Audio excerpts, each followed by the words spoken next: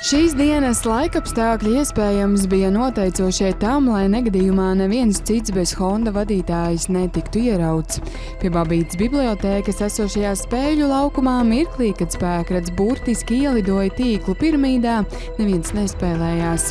Laukuma tuvumā strādāja vairāk vīrieši, bet viņiem bez gala paveicās. Teica, kad no tās puses brauc, tas tā kā sabremzējās un pēkšņi tā pārskrēja pāri ceļam, pārbrauc tiem krūmiem pāri.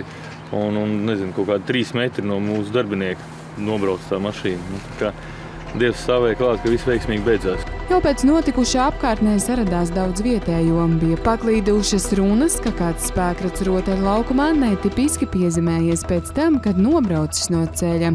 Cilvēki pētīja zālienā atstātos riepu nospiedumus un analizēja braukšanas trajektoriju. Acīm redzot, ātrums bijis liels, jo Honda pārlidojas pāri būvlaukumam, kas ir turpat pie ceļa. Jau izcēla cilvēku? Jā, izcēla. Viņa ātrā palīdzībā. Sievieti pie stūres. Kas izskatījās, bija pie samaņas vai ne? Jā, normāli. Vienkārši kaut kas būs. Kaut ko saspaidījis? Vecā sieviete. Vecāka gadgājumā. Pie stūres patiesi sēdēja sieviete gados. Viņai no spēkrata palīdzēja izkļūt ugunsdzēsēji glābēji.